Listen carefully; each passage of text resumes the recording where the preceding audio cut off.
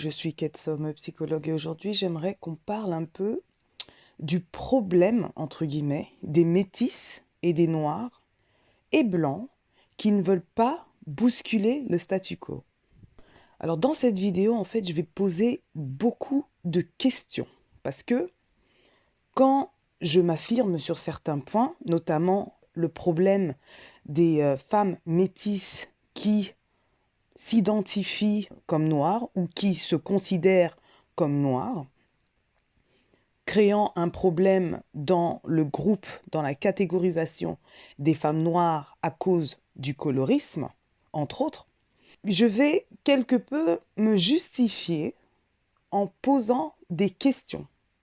Alors, je répète clairement, parce que certains font comme si ils ne comprenaient pas ce que je disais, parce qu'on ne se met jamais, ou il est inintéressant pour certaines personnes de se mettre à la place des femmes noires, c'est-à-dire même les femmes noires qui ont un problème quand je viens parler des femmes métisses qui se considèrent, qui s'identifient ou qui se disent ou qui se revendiquent noires, voilà, dans un contexte sociétal occidental, francophone, et que j'ai un problème avec. Et je ne suis pas la seule à avoir un problème avec. Et ce n'est pas un problème personnel, c'est un problème sociétal qui touche beaucoup de choses. C'est-à-dire qui ne touche pas simplement le fétichisme ou l'intérêt des hommes noirs, mais ce problème se situe aussi dans les institutions. Alors pour être clair, la réflexion identitaire et sociétale se fait dans l'interaction. On ne décide pas de qui on est tout seul dans son coin, ça se fait dans l'interaction. Et cette réflexion identitaire est multifactorielle et n'est pas propre aux métis. Elle est aussi propre aux personnes noires et des personnes blanches. Parce qu'on voit que les personnes blanches ont aussi des difficultés à s'identifier en tant que blancs. Alors que bon, s'il y a des catégorisations effectuées dans l'histoire par les personnes blanches, d'une manière ou d'une autre, ils se catégorisent aussi. Et bien évidemment, je parle du métissage le plus controversé, on a l'impression, le métissage noir-blanc, les deux extrêmes de l'humanité. Voilà. J'aimerais aussi dire que la culture, c'est différent du stigmate, différent donc de la catégorisation, parce qu'on peut être catégorisé sans stigmate, donc du stigmate, différent encore des gènes ou ADN, et différent encore du ressenti, différent encore de la nationalité. Ce que je veux dire par là, c'est qu'une personne métisse, on va dire, née au Cameroun, est une personne bien plus camerounaise que moi, qui suis née en France de deux parents camerounais. Ça ne change rien au fait que cette personne est métisse et que moi, je suis noire, d'origine camerounaise. Une personne métisse en France, normalement, ne devrait pas être différente d'une personne noire française. Nous sommes français aussi. Il y a des personnes blanches qui n'ont aucune racine française, qui sont blanches et facilement donc considérées comme français parce que, bien sûr, ils se noient dans la majorité de la population qui est blanche.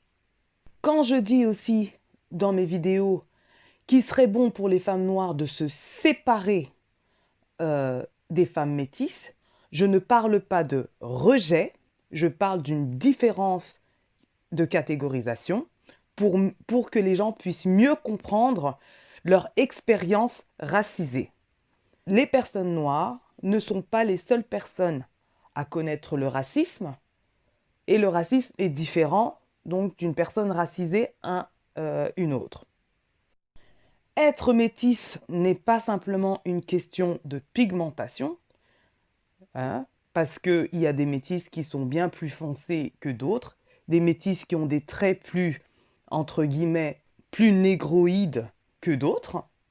même dans ces différences se joue une certaine discrimination. Donc, c'est ce qu'on appelle aussi le featurisme et le texturisme. Dans le cas de la négrophobie qui touche les personnes noires, pour que les femmes noires, surtout les femmes noires les plus foncées, puissent s'exprimer dans leur discrimination propre, il est important que les femmes noires se dissocient, donc se distinguent des personnes métisses, surtout parce que les personnes métisses sont donc privilégiées, avantagées dans ce qu'on appelle le colorisme. Et le colorisme, je n'aime même pas ce terme-là parce que je trouve qu'il est trop doux et donc pas du tout pris au sérieux. Le colorisme, c'est du racisme intracommunautaire. C'est du racisme. Encore une fois, je vais dire ça très clairement, surtout pour les femmes noires et les femmes métisses. Je n'ai aucun problème avec les personnes métisses. Aucun problème. J'ai un problème avec les personnes métisses qui, un jour, ont décidé de s'identifier comme noires. Parce que les femmes noires n'ont pas ce privilège-là. Si des personnes ont l'option de s'identifier comme noires, à n'importe quel moment de leur vie, c'est qu'on n'est pas pareil. Je n'ai pas la possibilité de me considérer comme métisse, je n'ai pas la possibilité de me considérer comme blanche, je n'ai pas cette escape-là. La société a décidé que je suis noire, alors que je suis marron, hein, si on pousse le truc jusqu'au bout, alors que je suis marron, mais je dois accepter parce que justement la réflexion identitaire se fait de manière sociétale. Je suis donc catégorisée comme noire et mon expérience est noire. Les personnes métisses sont catégorisées comme métisses. Leur expérience, même s'ils vivent une certaine discrimination, même s'ils vivent un certain racisme, sont clairement identifiés comme métisses. Et même pour ceux qui ne sont pas clairement identifiés comme métisses, ils peuvent le dire qu'ils sont métisses et ce sera entendu, même s'ils vivront le racisme. Même s'ils ne sont pas entendus, en rentrant à la maison, dans un contexte familial multiculturel ou multiethnique, ils savent pertinemment qu'ils sont métis quand ils rentrent voir papa, quand ils rentrent voir maman et quand ils vont manger chez les grands-parents blancs. Ok? Mais en ce qui me concerne, lorsque les personnes métisses décident de s'identifier comme noirs, ils acceptent le statu quo, c'est-à-dire qu'ils renforcent le racisme et ils renforcent le colorisme intracommunautaire, c'est-à-dire que du côté noir, ils renforcent une problématique surtout pour les femmes noires, puisque le colorisme touche surtout les femmes noires. Et ça, c'est un problème. C'est-à-dire qu'ils ne bousculent aucun statu quo. Alors qu'ils ont la possibilité de le faire parce qu'ils ont un parent blanc. Maintenant, clairement, on peut entendre qu'une personne métisse se sente plus de la culture de sa mère ou de la culture de son père. Ça ne fait pas de cette personne-là une personne noire. C'est une personne qui se sent bien et qui embrasse et qui connaît bien et qui se sent donc camerounais et qui se sent donc ivoirien et qui se sent donc, qu'est-ce que je peux dire, qui se sent donc comorien, qui se sent donc sénégalais. Ça, c'est autre chose. Là, on parle de nationalité, on parle d'une culture, d'un pays. On ne parle pas de cette catégorie noire. Est-ce que c'est clair? Et vraiment, si je me permets de parler, c'est de parce que j'ai fait la lecture, c'est-à-dire j'ai fait des recherches littérature par rapport à ces questions, et aussi que ma famille est tellement complexe qu'il y a des choses que j'arrive à lire que d'autres personnes noires qui viennent bondir là, qui n'ont ni un mari blanc, qui n'ont ni des enfants métis, qui n'ont ni un mix de ça dans la famille, ne sont incapables de comprendre ce que je suis en train de dire et viennent plutôt m'accuser de folie, quoi. Parce que je viens dire qu'un métis est un métis. Parce que je viens dire qu'un métis qui se considère comme noir crée un problème aux femmes noires. Parce qu'il est difficile pour les personnes noires et surtout pour les femmes noires de comprendre la problématique de son groupe, d'avoir un peu de sympathie pour les personnes de son groupe. Hein, et ça, c'est purement du colorisme, alors qu'elles ne s'en rendent pas compte. Il y avait un homme qui avait dit dans une de mes vidéos que oui, que les femmes noires sont coloristes. Il y a des femmes noires coloristes, clairement. Clairement. Une femme noire est venue m'accuser. Elle se posait des questions sur le ressenti de mes enfants métis, sur le ressenti de mon mari blanc, mais en aucun moment elle a questionné le ressenti des femmes noires. Et c'est une femme noire. Ça, c'est du colorisme. Alors aujourd'hui, j'ai décidé de faire l'idiote et poser des questions. Est-ce qu'on est d'accord que le racisme concerne tout le monde? Si le racisme concerne tout le monde a le droit à parler du racisme. Est-ce qu'on est d'accord là-dessus? Est-ce qu'on est d'accord que les personnes touchées négativement ou discriminées par le racisme doivent être entendues? Est-ce que les personnes discriminées, est-ce que les personnes racisées sont plus à même de comprendre leur expérience de discrimination dans un contexte occidental? Est-ce qu'il est donc stratégique, si on veut changer les choses, d'écouter ces personnes-là? Oui ou non? Est-ce qu'on est d'accord que les personnes les plus touchées, les plus marginalisées, doivent être entendues? Est-ce que ce sont ces personnes-là qu'on doit plutôt entendre en premier ou entendre en tout cas plus profondément pour comprendre jusqu'où peut aller le racisme? Est-ce qu'on est d'accord que les Noirs ne sont pas les seules personnes à vivre le racisme? Ok, qu'est-ce qu'on va me dire là? Négrophobie, racisme spécifique des Noirs. Parlons-en alors. Est-ce que les Noirs sont touchés de manière égale par la négrophobie? Est-ce que les Métis sont touchés par la négrophobie? Si oui, est-ce que les Métis sont touchés de manière égale par la négrophobie? Si on parle de négrophobie, est-ce qu'on doit s'attarder sur les métis? Est-ce qu'on doit s'attarder sur les noirs? Est-ce qu'on doit s'attarder sur les noirs les plus foncés? Parlons alors du colorisme.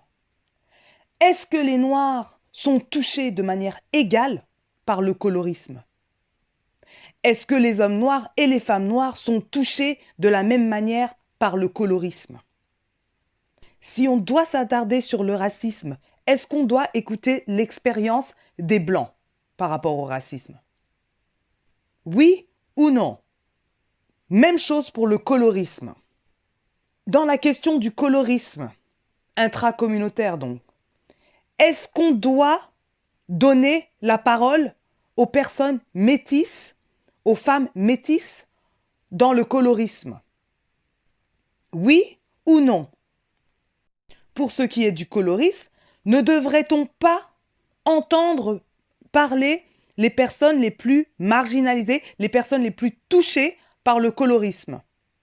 Si on parle du colorisme parce que je suis une femme, ce qu'on appelle marron, est-ce que je pense être touchée de la même manière par le colorisme? Non. Là, je peux me permettre de répondre non. Encore d'autres questions. Est-ce qu'on est d'accord que les termes noir et blanc sont des constructions sociales avec des effets sur la perception et la vie des gens? Oui ou non? Est-ce qu'on est d'accord que ces termes blanc, noir, métis sont également des catégorisations auxquelles sont attribués un certain stigmate et des stéréotypes? Oui ou non? À votre avis, qui sont les personnes qui souffrent plus des discriminations sociales dans un contexte occidental? Qui sont les personnes qui souffrent plus de ces stigmates? Blancs, métis ou noirs? Maintenant, parlons des métis. Si les métis, sont-ils noirs? Si les noirs sont noirs, sont-ils métis? Si les métis peuvent se sentir noirs, sont-ils noirs? Si les noirs se sentent métis, sont-ils métis? Si les métis se sentent noirs, peuvent-ils se sentir blancs? Peuvent-ils être considérés comme blancs? Si les métis ne se sentent pas noirs, pourquoi cela vexe-t-il certains noirs? Si je dis d'une métisse qu'elle est métisse, pourquoi cela vexe-t-il certaines personnes noires, et métisses d'ailleurs? Pourquoi? En quoi ça fait de moi une méchante si je dis qu'un métis est métisse? En quoi ça choque les gens si les personnes noires veulent avoir leur couloir alors que les personnes métisses peuvent se permettre d'avoir leur couloir et de venir dans notre couloir, prendre notre place à certains moments, prendre la parole à notre place à certains moments? Pourquoi? Expliquez-moi.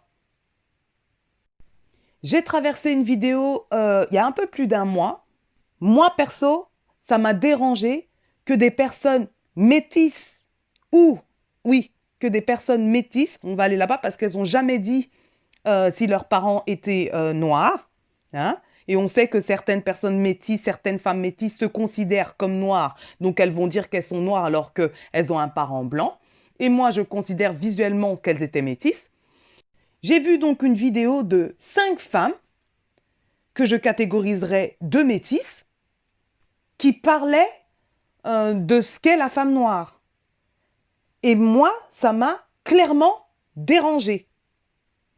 C'est comme s'il y avait une table de 5 personnes, de 5 femmes noires qui sont en train de parler de ce que c'est que de la femme métisse. Vous pensez que ça ne poserait pas problème aux femmes métisses? Ça pose déjà problème quand je parle des femmes métisses qui viennent dans notre couloir. Ça pose déjà problème. Mais quand les femmes métisses vont s'asseoir pour parler des femmes noires, ça ne devrait poser aucun problème. Parce que clairement, dans les commentaires, d'ailleurs, même une femme métisse et des femmes noires se demandaient où étaient les femmes noires. Pourquoi elles parlent des femmes noires alors qu'elles ne sont pas concernées en tant que métisses? Et il n'y a pas eu une seule réponse claire, si ce n'est une qui a décidé de dire qu'elle était une femme noire. Je ne sais pas c'était laquelle, une femme noire. Mais ça ne veut pas dire qu'elle est une femme noire. Hein. C'est qu'elle, elle a décidé dans son identité d'être une femme noire. Et clairement, je peux comprendre qu'elle s'identifie en tant que Congolaise, si elle est Congolaise, parce que en tout cas, c'est l'impression que j'ai eue, en tout cas, qu'elles étaient de culture congolaise, mais ça ne veut pas dire qu'elles font partie de la catégorie des femmes noires, même si elles sont de culture congolaise à travers leur mère. Donc quand je parle déjà de confusion dans ce groupe, clairement qui n'est pas monolithique, le groupe des métisses, que eux-mêmes ne sont pas d'accord sur leur manière de voir les choses, et nous, en tant que femmes noires, nous ne sommes pas non plus d'accord sur les manières de voir les choses, mais qu'elles viennent aussi dans notre couloir, donc mettre de la confusion, ça c'est un problème. Parce que déjà, il faut comprendre qu'on ne part pas avec les mêmes prémices pour certains, quoi. Certains refusent d'être catégorisés, si vous voulez, comme la société le décide, alors que quand la société a décidé de te catégoriser, il y a des conséquences, il y a des effets dans le vécu des gens. Et donc prendre en considération les femmes les plus marginalisées qui souffrent le plus de cette catégorisation sociale. Et donc là, dans les commentaires, il n'y avait aucune sympathie pour ces femmes noires. Aucune. Donc bien évidemment, il y a toujours certaines femmes noires qui se sentent valorisées par des personnes avec du sang blanc qui se reconnaissent comme noirs, qui se reconnaissent comme eux, alors que non, c'est pas pareil. Mais d'autres qui se demandent, qui ont aussi été mal à l'aise en regardant cette vidéo et se demandaient où sont les femmes noires. Parce qu'il y en a une qui parle de « oui, c'est mon expérience, moi je suis noire, alors que dans cette vidéo, elle disait bien « on les femmes noires, on les femmes noires ». donc à certaines femmes noires de se demander où sont les femmes noires. Est-ce que vous êtes des femmes noires? Et ces simples questions n'étaient pas répondues simplement. Et c'est pour ça que je me demande s'il y avait une femme noire dans ce groupe. Et parce que certaines femmes noires ont conscience de la problématique des métisses qui se considèrent comme noires dans un contexte de colorisme, on vient toujours les accuser de diviser. Il n'y a pas de division quand la division est déjà faite dans la société. Le terme métisse ne vient pas de débarquer dans le contexte francophone. Le terme métisse est là depuis longtemps. Je suis aussi tombée sur une vidéo très intéressante de Nayanka, je vais mettre le lien. En tout cas, le titre c'était « Je suis blanche ». Parfois, c'était un peu cringy, comme on dit. J'étais contente parce que c'est la première fois où on entend une métisse se considérer comme blanche. Et ça change. Et c'est ce genre de vidéo qui bouscule les statu quo. C'est certainement pas les femmes métisses qui viennent s'accrocher aux femmes noires pour que les femmes noires luttent en gros pour elles. Hein? C'est pas elles qui bousculent le statu quo. Ce sont ces femmes qui ont le courage, ces femmes métisses qui ont le courage de dire que oui, il y a des femmes métisses qui se sentent blanches. Donc, elle a titré sa vidéo « Je suis blanche ». Très intéressant. Pas étonnant pour moi, mais je le partage parce que y a des noirs qui n'ont aucune idée de cette partie des métisses qui, eux, se sentent blanches parce que tout leur environnement a été blanc. Donc, quand je dis que la réflexion identitaire se fait de manière sociétale, se fait dans l'interaction et est multifactorielle, c'est ce que j'entends. Elle a vécu avec sa mère, surtout, dans un patelin quelque part en France, avec tout son environnement qui est blanc. Comment vous voulez qu'elle se sente? Elle a tété le sein de sa mère blanche.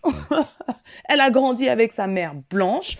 Ses références sont blanches dans un pays français à majorité blanc. Il est tout à fait normal qu'elle se sente blanche. Et pourtant, les gens, les personnes noires ont du mal à comprendre ça. Et ce que j'aime bien dans cette vidéo, c'est qu'elle n'a pas parlé en tant que côté noir ou je sais pas quoi, elle a parlé de son côté burkinabé. Et ça, c'est correct pour moi. Qu'elle ne s'est pas identifiée en tant que noire, africaine, je sais pas quoi. Son papa, c'est un burkinabé. Elle reconnaît ne pas connaître ce côté-là. Elle était très honnête dans sa vidéo et j'ai vraiment apprécié. Les commentaires, par contre, étaient vraiment ambivalents, très très ambivalents. Je suis métisse et je me suis jamais considérée comme blanche, mais plutôt comme noire. Pourtant, comme toi, j'ai vécu plus avec ma famille blanche que noire. Mais depuis petite, je savais que j'étais différente. Qu'est-ce qu'on entend là? Elle a tout un côté blanc, elle a surtout vécu du côté blanc, mais se considère comme noire. Mais moi, j'ai un problème avec ça. Parce que moi, en tant que noire, je ne peux pas dire « je suis noire, j'ai vécu avec des blancs et je me considère comme métisse ». Ça ne va pas. Ça ne sera jamais accepté. Et donc, c'est pas correct pour des femmes métisses de se considérer comme noires, je ne sais pas pour quelles raisons. Et des raisons pour moi qui ne sont vraiment pas valables, puisque grandit du côté blanc, avec sa famille blanche, et un jour ou l'autre, parce qu'on sent le rejet du côté des blancs, on se considère comme noir. Ça ne va pas. En voilà un autre. Alors moi, métisse, foncée, même si je suis plus considérée comme noire, j'ai été adoptée par 2 parents blancs et pourtant je me sens noire. Comme je dis, être noir n'est pas un ressenti. Être noir, c'est un stigmate dans lequel on ne peut se débattre dans une société occidentale. Se ressentir comme noir, c'est un privilège. Se ressentir comme blanc, c'est un privilège. Décider du jour au lendemain de devenir noir, c'est pas possible pour les noirs. Dans ce cas-là, on n'est pas pareil. On n'est pas pareil. Même entre métis, certains forcent le fait de se sentir noir à d'autres métis. Donc il y a des blancs, il y a des noirs qui le font, des blancs qui le font aussi, et des métis qui forcent d'autres personnes métisses à devoir être noires. Moi aussi, je suis métisse, père blanc et une mère antillaise. Ma mère me disait toujours, tu as peut-être du sang blanc en toi, mais n'oublie pas, tu es un noir. Après être baigné ou pas dans la culture, c'est autre chose. Mais dis-toi que, à partir du moment où tu as une goutte de sang noir en toi, tu es noire. Ne te sens pas blanche, tu es bel et bien africaine. Sois-en fière et reconnaissante envers ses racines. Donc lui-même, qui est métisse, qui n'est pas noir, force l'entrée à cette femme qui se considère, qui se sent blanche, à être noire, même si une goutte de sang noir. Donc là, justement, il renforce la One Drop Rule, donc cette règle raciste connue aux États-Unis, qu'il renforce sur cette personne-là. Et à Nayanka de répondre, je ne suis pas du tout d'accord, je suis fière d'être qui je suis, mais je ne suis pas noire, tout comme je ne suis pas blanche. Vous voyez qu'elle dit ce que j'ai déjà dit dans mes vidéos. Alors, voilà, j'ai pas le droit de le dire parce que je suis noire alors que je reconnais ce que des métis pensent. Je comprends l'idée qu'en gros, une goutte de café teinte le lait et que par conséquent, le monde te percevra comme plutôt noir que blanc, mais dans la réalité, tu n'en es pas moins blanc aussi. Exact, je suis tout à fait d'accord avec ce qu'elle dit. C'est exactement ce que je dis dans la vidéo. Il faut arrêter de vouloir catégoriser les métis en blanc ou noir. C'est pas ce que j'ai déjà dit?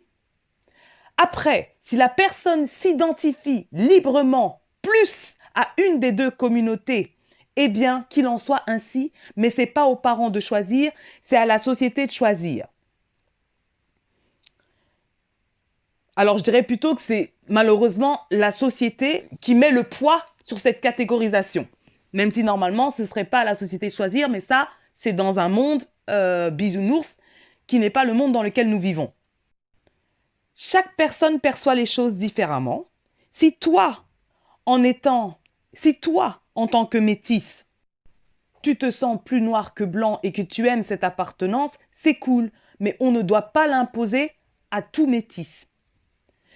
C'est justement ce que les gens ne comprennent pas. Mes racines sont en France, dans mon petit village, mon enfance, mon éducation.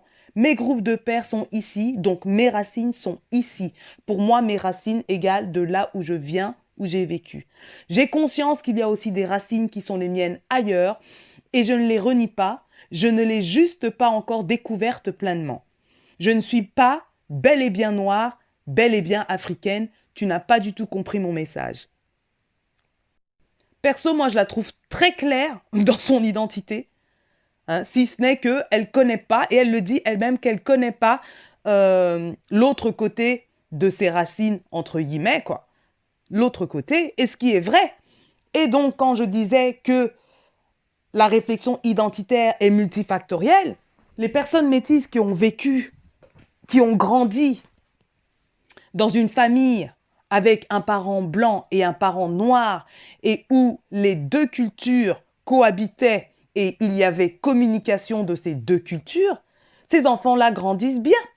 Même si ils vivent le racisme dans la société, ils ont un point de chute familial qui leur permet de voir les choses un peu plus claires. Donc il y a familles multiculturelles et d'autres familles, voilà, des personnes qui ont simplement grandi avec un parent noir ou un parent blanc. Là, il y a d'autres différences. Il y en a qui ont vécu aussi, des personnes métisses qui ont vécu aussi dans un couple familial où les questions raciales et sociétales n'étaient pas comprises. Eux aussi, ils grandissent avec des difficultés, avec des questionnements différents. Donc ça, il faut aussi le comprendre, quoi. Donc, pour les femmes noires qui s'inquiètent de mes enfants, ne vous inquiétez pas, et de mon mari blanc d'ailleurs, ne vous inquiétez pas, mon mari blanc a conscience qu'il est dans la catégorie des personnes blanches. Et j'en tire aussi des bénéfices, parce que quand je suis confrontée au racisme dans certaines institutions, j'en vois mon mari régler ça avec, entre guillemets, ses frères et sœurs. Parce qu'on est clair dans le jeu et l'enjeu de ces catégories. Voilà un autre commentaire avec lequel je n'ai aucun problème. Je suis métisse, mon père est blanc et ma mère est noire et je ne me sens pas plus noire que blanche. Je me sens les deux. J'assume avec fierté ma double culture. En tant que métisse, on ne doit pas se sentir obligé de choisir ou subir les pressions de la société qui veut nous obliger à choisir un camp. Je plus soi. Donc pour les attardés qui pensent que j'ai un problème avec les métisses, vous faites semblant de ne pas comprendre. Voilà un autre métis qu'il parle, qui donne des arguments. En Guadeloupe, j'étais blanc et en France, j'étais noir. En grandissant, j'ai pris la décision d'être ni l'un ni l'autre. Je suis métisse et fière de ce mélange de cultures qui fait de moi ce que je suis. L'avantage d'être né en Guadeloupe, on parle de nationalité, et d'y avoir vécu jusqu'à mes 20 ans m'a permis de connaître mes origines. Aujourd'hui, ça fait 12 ans que je vis en métropole. Mon fils est né ici. J'essaie au maximum de lui parler en créole et de le baigner dans la tradition antillaise. Bref, ne pas être un arbre sans racines. Quel est le noir qui peut se permettre d'être blanc en Guadeloupe, être noir en France et de décider un jour d'être ni l'un ni l'autre? Voilà un autre commentaire. Donc vous voyez, les métis, là, ils sont dans leur couloir, ils peuvent parler tranquillement entre métis, pas de souci. Mais quand donc des femmes métisses décident d'être noires et entrent dans notre couloir, dans mon couloir de femmes noires, et que je leur répète ce que eux-mêmes savent quand ils sont dans leur couloir, ça pose problème. Personnellement, je suis métisse et pourtant, je ne me considère ni comme blanc, ni comme noir. Et je trouve que ce n'est pas très sain de dire que l'on est plus blanc ou plus noir. C'est comme si tu te voilais la face en te disant blanche. Enfin bon, bonne vidéo quand même. Donc, il lui fait la leçon parce qu'elle se sent blanche. Je pourrais relire ce commentaire-là en changeant blanche par noir. Personnellement, je suis métisse et pourtant je ne me considère ni comme blanc ni comme noir. Et je trouve que ce n'est pas très sain de dire qu'on est plus blanc ou plus noir. C'est comme si tu te voilais la face en te disant noir. Enfin bon, bonne vidéo quand même. Est-ce que vous comprenez? Ou vous faites semblant? Un autre commentaire. Je te comprends parfaitement. Moi aussi, je suis métisse. Mon père est black. Ma mère blanche. Juste que moi, je suis blanc avec les yeux bleus. Le seul truc qui fait penser que j'ai des origines africaines, ce sont mes cheveux qui sont presque crépus.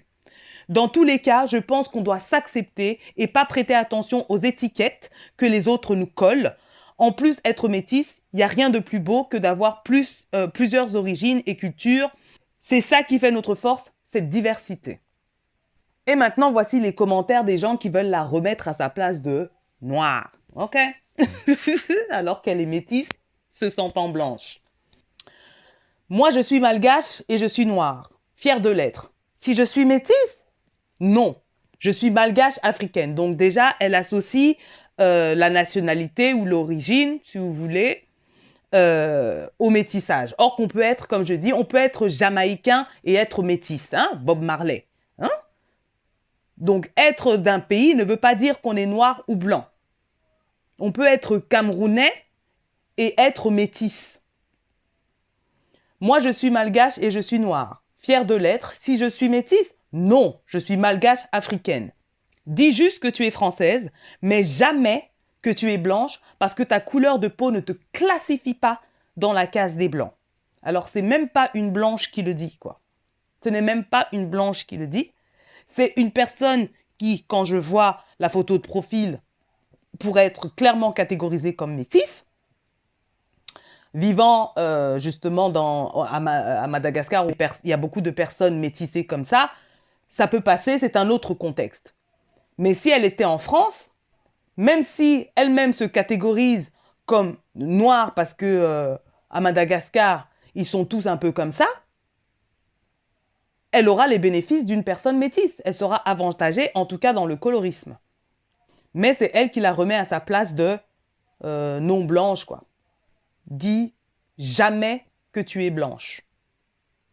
Or que cette personne vraiment, hein, Nayanka, c'est quelqu'un pour moi qui bouscule le statu quo et c'est très important d'entendre ces personnes métisses qui se sentent blanches pour bousculer le status quo. Parce que lorsque les personnes métisses s'identifient comme noires, ils ne changent rien à la problématique dans un contexte occidental, si ce n'est créer de l'invisibilisation dans la problématique du colorisme, de l'invisibilisation dans la problématique du racisme et les effets du racisme pour les personnes noires. Mais lorsque les métis se considèrent, se revendiquent comme la norme, là, on bouscule quelque chose. Là, on risque de modifier les réflexions. Donc, ce que fait Nayanka ici, c'est modifier la réflexion en se sentant blanche, en s'identifiant comme blanche. Parce que là, ça permet aux personnes blanches, donc à la norme, de se demander qu'est-ce que c'est que d'être blanc. Voilà un autre commentaire. Je suis d'accord au début, mais à la fin, voilà, il la remet à sa place, quoi. Pour commencer, 2 parents noirs peuvent donner un enfant comme toi. Ensuite, ta couleur de peau ne veut strictement rien dire. Si tu te sens blanche, c'est ton problème. Après, se sentir français, c'est normal si t'es né en France. Par contre, pour un blanc, t'es une étrangère. Sache-le bien. Non, je soupçonne que cette personne-là n'est pas blanche.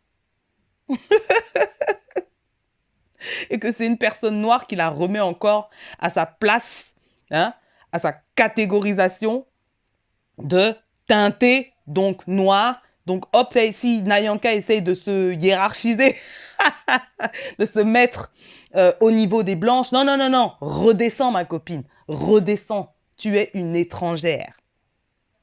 Mais pourquoi? Pourquoi? Pourquoi? Il est normal, c'est-à-dire tout le monde accepte quand les personnes métisses décident d'être noires, mais quand une personne métisse décide d'être blanc, avec, c'est-à-dire toute une expérience blanche dans sa vie, ça pose problème aux personnes noires ou à certaines personnes métisses et à certaines personnes noires. Pourquoi? Or que ça ne vous pose pas de problème quand ils viennent dans le couloir, surtout dans le couloir des femmes noires. Pourquoi? Aujourd'hui, je fais l'idiote. Pourquoi? Voilà une autre noire. Non, vous ne me direz pas le contraire. C'est une femme noire. Donc, être noir est aussi un handicap, car ils subissent le racisme. Franchement, tu devrais avoir un minimum de self-esteem. Tu auras beau te considérer blanche, tu ne le seras jamais. Et personne ne te considérera comme telle. Hop, on te remet à ta place de non-blanche. Et je suis sûre que Nina Pia, c'est une femme noire. Il y a une autre d'appuyer, quoi, totalement d'accord avec toi, elle ne sera jamais considérée comme une femme blanche chez les blancs. C'est peut-être vrai, puisque elle n'est pas blanche, elle est métisse, donc c'est peut-être vrai. Mais ce n'est pas le problème des personnes noires. Et ce que fait Nayanka, c'est bousculer le statu quo, et moi, ça me plaît. Ça me plaît comme ça. Parce que certaines femmes noires vont commencer à réfléchir s'il y a des métisses, certaines métisses qui se positionnent comme ça. Je suis blanche, je me sens blanche. Parce qu'il y a certaines personnes métisses qui se sont senties blanches pendant très longtemps.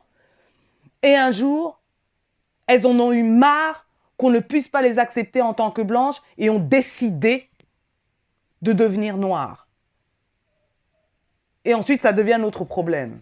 Et quand je dis ça devient notre problème, c'est dans un contexte de colorisme. Et que ce soit clair, parce que les gens ne comprennent pas que je parle de manière collective. Personnellement, ça ne me pose pas de problème, personnellement.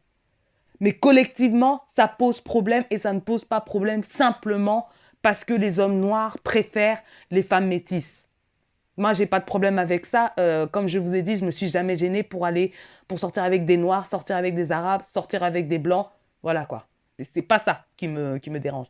C'est que de manière institutionnelle, nous ne sommes pas vus de la même façon. Et vous savez très bien que de plus en plus, les personnes métisses sont représentatives des personnes noires. Du moins, surtout, les femmes métisses sont représentatives des femmes noires. Et ça devient problématique parce que notre vécu est donc silencié, notre vécu est donc invisibilisé. Notre vécu n'est pas entendu et surtout le vécu des femmes les plus marginalisées, donc les plus susceptibles négativement au colorisme. Un autre commentaire intéressant, même si c'est pas vrai pour toutes les personnes, hein. Je peux comprendre ton point de vue, moi aussi je suis métisse, père antillais et mère marocaine, mais je me suis toujours considérée comme marocaine car j'ai plus grandi dans la culture maghrébine que dans la culture antillaise. Voilà. Pourquoi forcer? Pourquoi forcer? Pourquoi leur demander de choisir? Hein? Ils sont les deux. Et être les deux, ce n'est pas être l'un ou l'autre. C'est être un mélange des deux, qu'on ne peut dissocier. C'est un mélange des deux.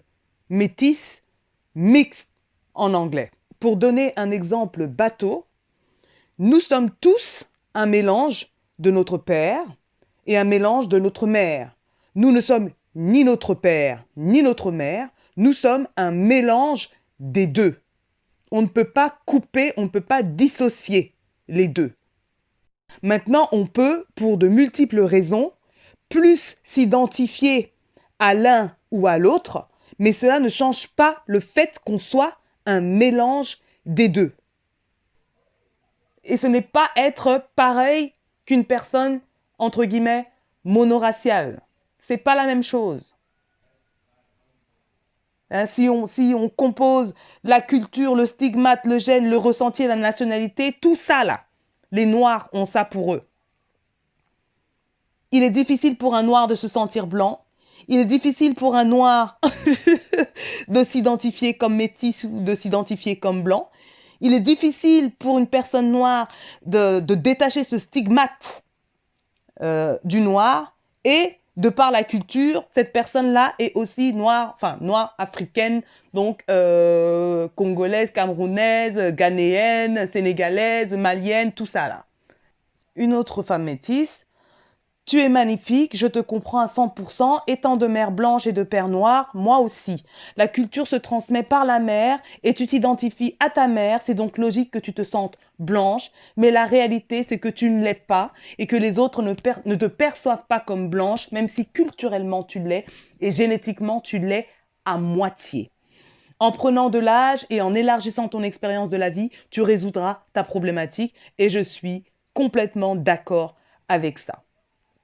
Et donc, même dans la littérature, voilà, la construction identitaire des personnes métisses, il y a tout un travail qui se crée justement parce que la problématique noire-blanche est compliquée.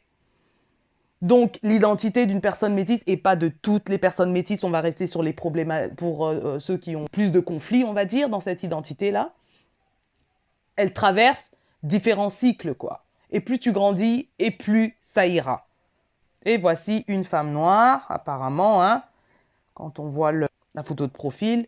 Oula! Le résultat de l'aliénation mentale, c'est triste. Je sais pas, qu'est-ce qu'elle aurait voulu que cette femme métisse dise, quoi? Qu'est-ce qu'elle aurait voulu qu'elle dise? Je me sens noire, je suis noire, hein, je suis métisse, mais je suis noire. Ça. Ça, on a l'impression que c'est normal, quoi, de dire je suis métisse, mais je suis noire. Je suis métisse, mais je m'identifie en tant que noire. Je suis métisse, mais j'ai décidé d'être noire. Je suis métisse, mais je me considère noire. Ça, c'est normal pour les noirs. Normal. Mais quand on a le reverse, je suis métisse et je me sens blanche, je me considère blanche, alors ça, on vient parler d'aliénation mentale, mais pas de l'autre côté. De l'autre côté, ce n'est pas de l'aliénation mentale. Est-ce que vous réfléchissez? Est-ce que vous réfléchissez? Et souvent, ce sont des femmes noires qui... voilà quoi, qui n'ont pas d'enfants métis, qui n'ont peut-être pas d'amis métis. Voilà quoi, je ne comprends pas. Mais c'est elles qui viennent parler aux personnes qui ont un peu plus de connaissances sur le sujet, c'est-à-dire connaissances donc personnelles parce que tu expérimentes la chose, mais aussi parce que tu connais la littérature, quoi. Mais non, on vient t'insulter n'importe comment. Voilà. La Jackie Brown, elle est perdue comme certains Noirs de France qui, eux, par contre, n'ont aucun métissage. Donc les Noirs de France, certainement, ont le genre comme moi, quoi. Hein, on est né en France, on a grandi avec la culture française et puis un mix de notre culture camerounaise qui est déjà aliénée quand ils arrivent ici. Hein, parce que certaines personnes noires ne veulent pas se dire la vérité, hein, parce que nous, on est un tronc d'arbre qui ne change jamais. Hein, tout le monde peut se permettre d'évoluer, de changer d'une culture à l'autre, sauf les Noirs, hein, parce que les Noirs, c'est une culture, les Noirs, c'est un pays, les Noirs, c'est un continent, bref, les Noirs, c'est un tout. Hein, les Noirs ne bougent pas, Arrested Development, les Noirs, ils restent pareils d'une contrée à l'autre, quoi. Donc, les Noirs en France sont perdus alors qu'ils sont même pas métis. Donc je pense qu'elle a quand même un peu plus de sympathie pour la métisse qui est perdue là. Et je finis par par ce commentaire. Et le nombre de commentaires haineux là, c'était pas spécialement des blancs. Hein. Donc, think people. Le nombre de haineux dans les commentaires, c'est incroyable. Vous n'allez pas nous empêcher d'exister et n'allez pas empêcher les gens de faire des enfants métis parce qu'ils s'aiment. Vous êtes raciste, incapable de comprendre que c'est vous-même qui créez ces barrières. Alors qu'il est clair que le métissage ne va pas finir demain. J'ai déjà expliqué ça dans mes vidéos, quoi.